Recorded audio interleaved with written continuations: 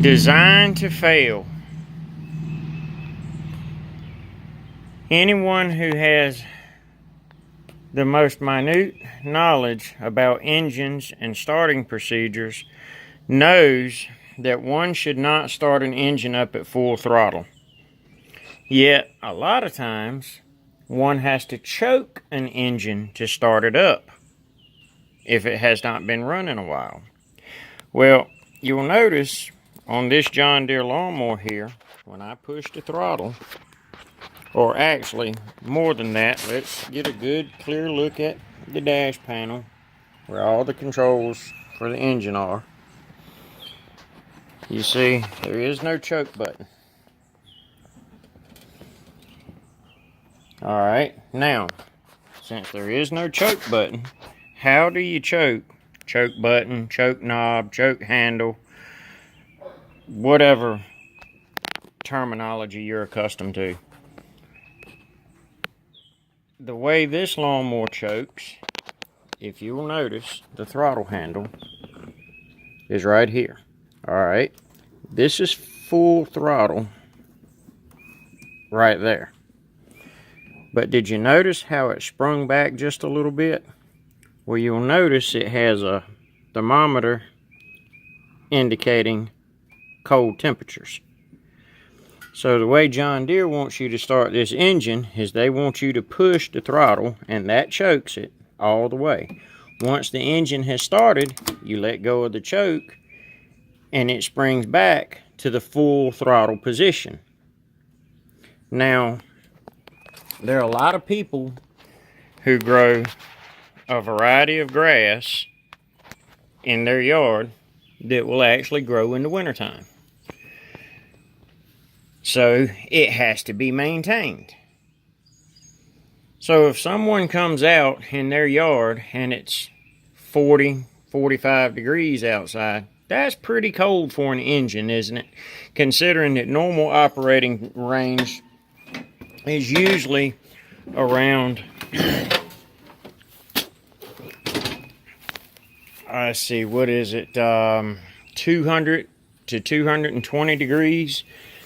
You know, depending on the engine, of course. Diesel engines run a little cooler. Some gas engines run a little hotter. But in any event, no matter what the normal operating temperature of your engine is, and no matter whether it's gas or diesel, do you really want it to start at full throttle? Now, when I start my dump truck in the wintertime, it's a diesel. And it's so cold-natured that, yes, I do have to hold the throttle a little bit. Otherwise, it'll sit there and oscillate and cut off. But I don't hold it on the floor, you know. I try to maintain idle RPM between 500 and 1,000. Now, on a gas engine, you're going to want to be between 6 and 1,200. Most of them are going to idle between 800 and 1,000. When they're in their cold start mode. But either way, it's not full throttle. My personal lawnmower, which I'll talk about a little bit later on in this video, has a bad cylinder in it. It's pumping oil.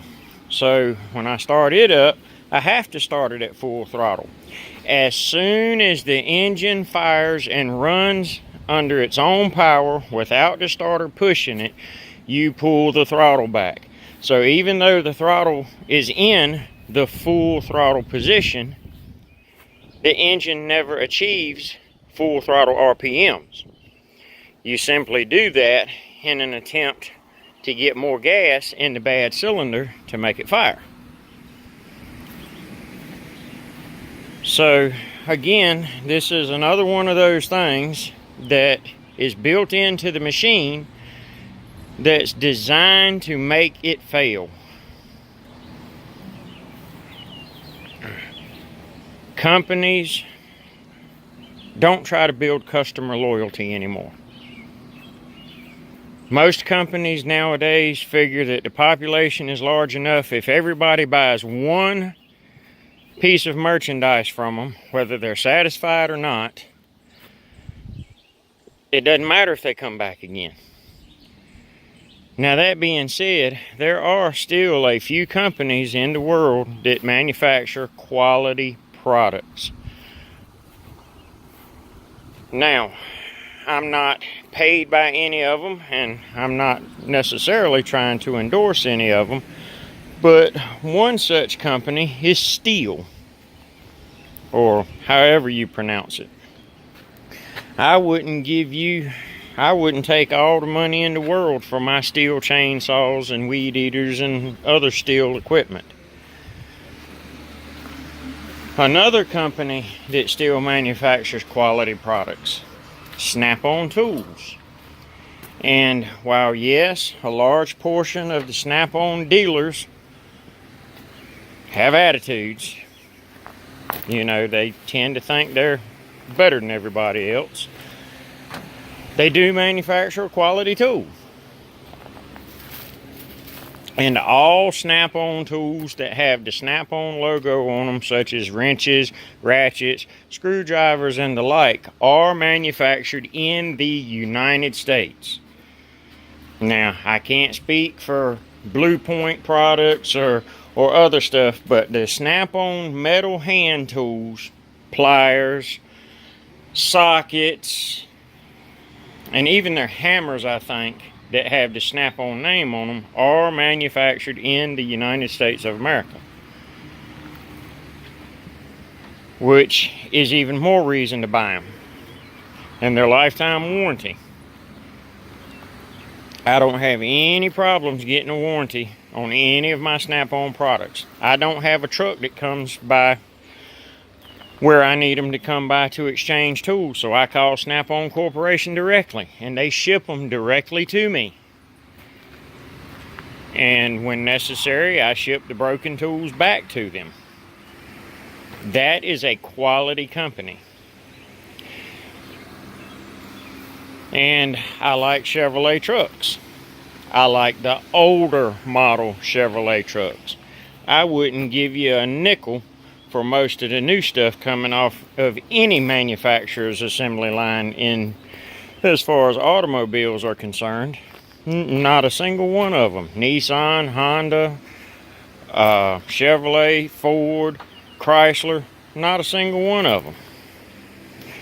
International used to manufacture one of the best road tractors in the world. You know, heavy duty trucks, dump trucks, road tractors, you know, 18-wheeler trucks, and things of that nature. But when I worked there, they were in the process of making some changes, and those changes were crap. But anyway, enough about that, and there'll be some more about the John Deere lawnmower after this. Garbage wrapped up around the spool of a John Deere lawnmower. Later in this video, I'll cover a little bit about why it does this and what the point and purpose of it is. But right now, I want to exemplify something that will be covered at a later point. So I apologize if I don't talk much, or if I talk too much.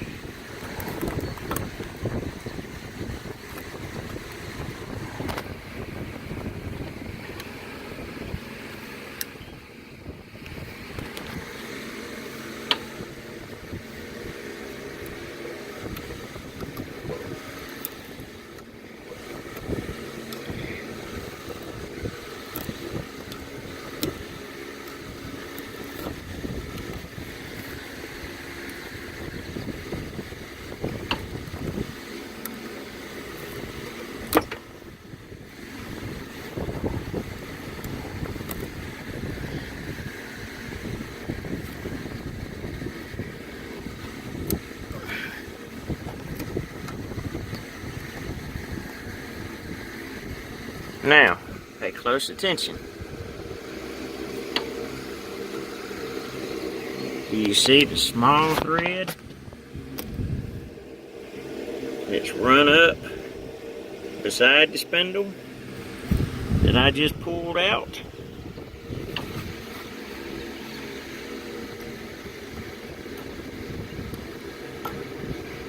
It was run up inside the spindle housing. You may have to pause and back up. I'll discuss that in a bit. So I'm out here today removing some trampoline springs from the spindle or the spindles on my neighbor's John Deere lawnmower.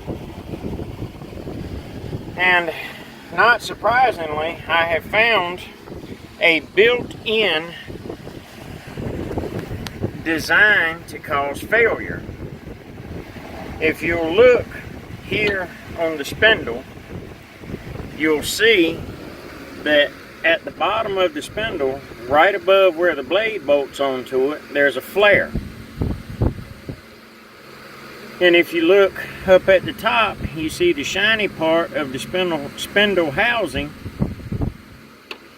where one of the trampoline springs was running against it, and there's no kind of protective shield or guard or anything to keep debris, thread, wires, whatever someone might run over from going up into the spindle housing, destroying the seal, which leads to loss of lubrication and introduction of contaminants, which, as we all know, cause bearings to fail. But in attempting to remove these trampoline springs and other debris, is extremely difficult to get it off with this flare that's at the bottom. It seems to me that the one and only purpose of this flare is so that when the blade catches something and throws it over top, the flare will catch it, pull it away from the blade, and cause it to spool upward. Just like spool on a thread. If you've ever seen an empty thread spool, you know how they have this same style of flare on them, specifically to keep the thread in between. But there's no upper flare to keep the debris from going into the housing. So, apologies for being repetitive in anything that I may have repeated, but I strongly advise people to seek out older lawnmowers that are designed much better. For example, mine is a 60-inch Yaesu. It's almost as old as I am. 22 horsepower Kohler engine on it, and you can't even buy machine specific parts anymore. But the machine is so old that you can go to the parts house with bearing numbers and they can cross them right over to the auto parts store. I get most of mine through Napa. Bearings, seals, the spindle tubes, it just takes a solid bolt all the way through mine, and it's essentially just a piece of pipe with some snap ring grooves cut in it. Very easy to manufacture if I needed one. But it's such a simple and elegant design that there's virtually nothing that can go wrong with them, except for bearing failure due to damaged seals and lack of lubrication and things of that nature. Things today are built to fail because manufacturers have taken on a new philosophy that's not really new. I'm sure you remember through the late 80s and most of the 90s you had the infomercials that were selling all sorts of things, and there's even still some infomercials. They're just not quite as prevalent and abundant as they once were, but they were selling cheap junk, and the idea is to sell a whole lot of stuff cheap and to make it even cheaper so that they can sell a bunch of it quick, make their money, and then when the product fails, they don't offer any sort of warranty with it because they know it's going to fail. And it seems like your big name manufacturers have taken on the same philosophy. which, if I'm not mistaken, was conceived of by Chrysler in the 80s, 80-ish, with their K-car, which is, to my knowledge, the first throwaway car. But, like I said, my advice is to go back to older stuff. You'll see I own a old case backhoe. It's a 1981 model. Doesn't have all the stupid electronics on it. It's the most reliable machine sitting in my yard. More reliable than my pickup truck. My backhoe trailer, which I'm currently working on, you can see it's being held up by the backhoe. No worries, I do have the arm locks in place to eliminate it falling on me. And instead of using a standard chain, I'm using a grade 70 chain to hold the trailer to the bucket. So, you know, I'm observing safety procedures, whether you would do it that way or not. But I don't even remember what year my backhoe trailer is. I know I think it's an 84. My dump truck is a 1979. Yeah, it's not new, it's not the most comfortable ride in the world, but I've never had to put it in the shop because of a computer failure. And if there were to be some sort of nuclear explosion, all my stuff is still going to work. All the important stuff, the dump truck, the backhoe, etc., etc. Even my lawnmower doesn't have electronic ignition on it. Has old style points and condenser. So here we go. And by no means am I afraid of technology, which should be evidenced by the fact that I'm recording this on my Samsung Galaxy S8 smartphone, and I'm gonna upload it to YouTube via my computer after potentially editing some of it. So be mindful of what you buy. Don't just look at a shiny new paint job and some highbrow name that you've heard all your life and have been told that it's top of the line equipment, because those are the ones that get you. They don't care about you. They care about getting your money. And after they've got your money, that's it. People caring about each other is a thing of the past. It went the way of the Bible in the 60s when they took prayer and things of that nature out of school. Since then, there's been a decline in society's moral stance, as is evidenced by recent happenings in our legal system on the federal level, which has implemented things like legalized abortion nationwide. And even though it's not on the federal level, the federal government does put pressure on states to make it legal.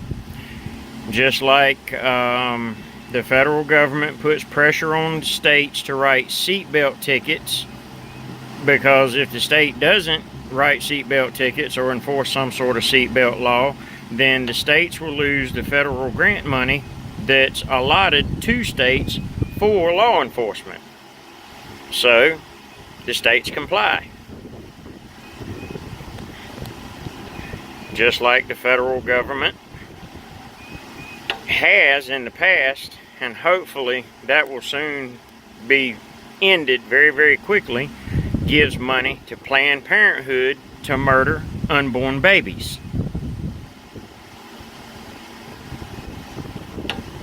Look to the past for knowledge, because there is no knowledge in the future. People a long time ago were way, way smarter than people today. Thank you. Yahweh bless. Study Scripture. Because it's your responsibility. It's not the responsibility of a preacher to teach it to you. Because if you trust in someone else to teach it to you, you're going to be lied to and fooled every time.